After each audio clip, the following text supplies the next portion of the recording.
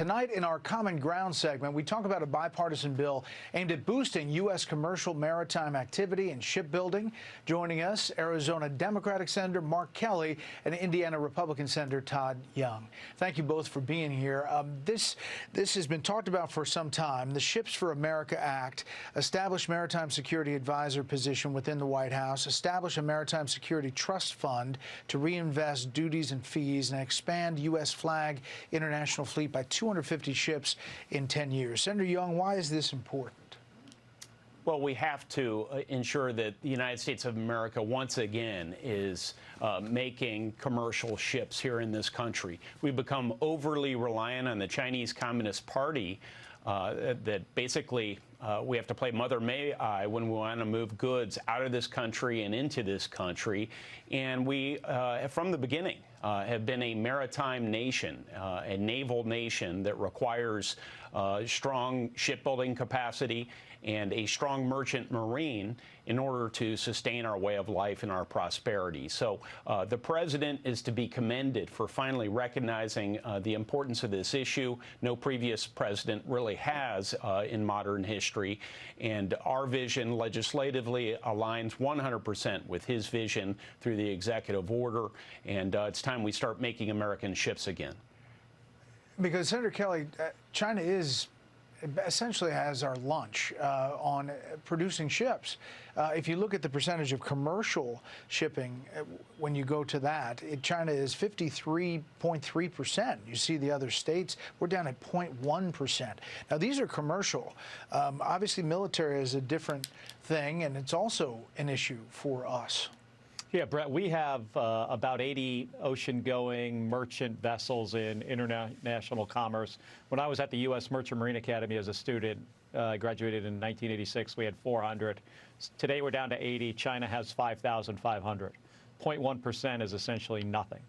And if we got into conflict and we have to move stuff across, especially across the Pacific Ocean, but anywhere around the world, we are at risk. Our national security is at risk. We don't want to be in a situation like we were in 2021, 2022 with major supply chain issues. That could result again, for a different reason, if we don't rebuild our maritime industry. The number of commercial ships under construction in 2022, this is stunning. I mean, China, 1,794, the United States, 5. Senator Young, not to belabor this point, but can we build up that production quickly? Well, we have to get started. And we think that this legislation will supercharge our domestic maritime industry. It, of course, will take time to compete with our existing 80 vessels and get up to the 5,500 that China has. But by revitalizing our shipyards, by crowding in private capital from abroad and domestically, by streamlining regulations, and by training the next generation of ship workers, shipyard workers, and merchant mariners, the United States will have sufficient independence in our shipbuilding capacity to run a modern economy without being economically coerced by our adversaries. And in time of war, we'll have the important capacity to move troops and materiel to where they need to go so that we can sustain a long fight. Yeah, the new Secretary of the Navy, John Fallon's talked a lot about shipbuilding as well on the military side. I want to ask you about shipping being under attack in the Middle East by the Houthis. This is President Trump today about what he's hearing. We will stop the bombings, and they have capitulated. But more importantly, we will take their word. They say they will not be blowing up ships anymore. And that's what the purpose of what we were doing. I mean, it's been more than 50 days, Senator Kelly, of these bombings, U.S. Bombings on Houthi facilities in Yemen. But after that, there was another missile that landed in Israel. Israel responded again with a strike. I mean, can we buy what the Houthis are selling on this drawdown? Well, the Houthis are a terrorist organization that has attacked shipping in the Red Sea.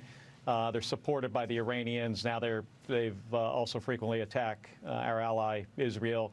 I hope what the president says is accurate. I did see some reporting that possibly the Houthis sent another message, later on in the day. But if that's the case, that would be an incredibly positive development. It's a tinderbox over there, right, Senator Young?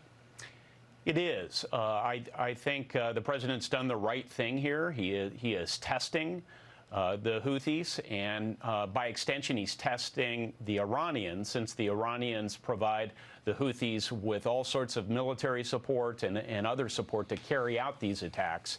And the president and members of Congress are prepared to hold the country of Iran and its leadership accountable if there are further attacks moving forward. So I think the president's doing the right thing, though, withdrawing and seeing if the sea lanes of communication can remain open. The last thing, you guys have worked on this for a while. Are there other things you think are going to fall in this category of common ground? Absolutely. We worked together on the Chips and Science Act. Senator Young and I and a number of other members of the Senate, but also members of the House. And, this is another area of industrial policy where I think we can improve our economy, improve our national security, create good-paying jobs, many of which that you can raise a family on that don't require a four-year degree. We find common ground all the time in the United States Senate to work across the aisle on things. All of this stuff, the public doesn't always hear about it, but we work really hard to try to work together. Well, we're trying to get it out there in these segments, and we appreciate you both coming in.